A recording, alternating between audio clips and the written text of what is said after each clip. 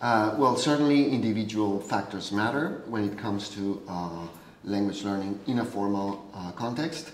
And for example, today we know that age is an important factor because although the popular belief is that the earlier the better, this may be true for second language context, but in foreign language context where students have limited contact with the language in the class, age matters, and actually older students do better in that kind of formal instruction context. So age is an important factor to take into consideration.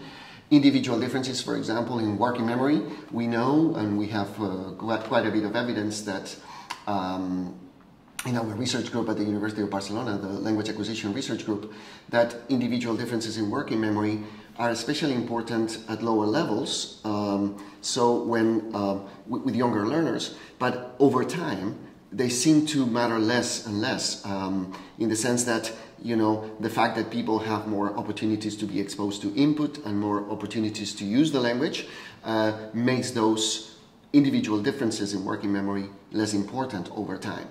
Okay, while when learners are younger, actually those differences distinguish them in the way they learn the language.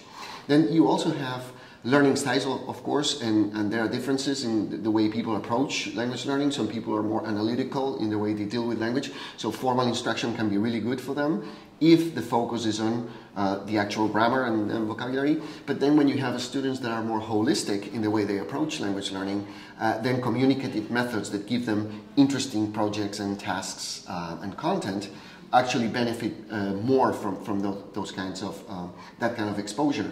And then of course you have personality aspects like introverts and extroverts, and then you have the issue of anxiety. So all these individual factors certainly distinguish how much they benefit from formal instruction. What I think we're going to see in the next few years in research is that there's a lot more interest in the aptitude treatment interaction. So how to better match instructional options with individual differences. I think we're going to see a lot of very specific, answers about what linguistic forms need to be taught in which ways, more explicitly, more implicitly, for whom, right, and with what tasks and in what situations. So we are going to get a lot more information about how to better match those instructional options with individual differences.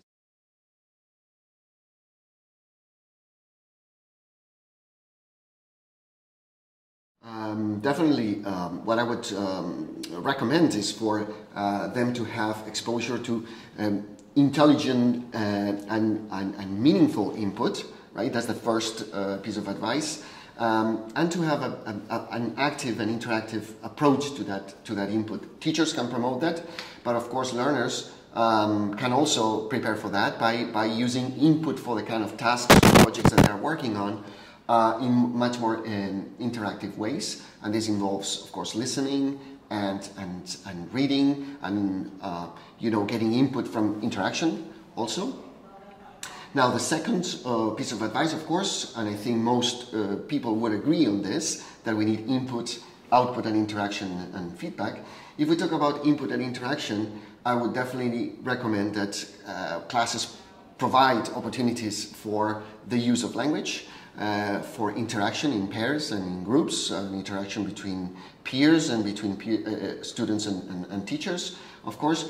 And the idea of the classroom would be an opportunity to practice the language, to test your hypothesis about the language, and to consolidate what you know. And so it should be an arena for practice and testing and use of the language. Finally, we have feedback, which is, of course, in formal instruction especially important, right? And we have peer feedback, and I believe that we're seeing more and more the use of collaborative writing, for example, where peers give each other feedback, also in oral interaction, right? And there's, of course, is teacher feedback, and teacher feedback is about the teacher being a facilitator of resources. A teacher that can provide scaffolding and provide resources for students to incorporate in the kind of language that they're you know, trying to deal with in their projects and their tasks. But it's always very important to have at the center of everything this meaning-driven kind of activity in the classroom, right? That is that promotes motivation. Because if you have that, you have an important part of what you need to do in the classroom. Then input, output interaction, and feedback combined can create a very good learning environment in formal instruction.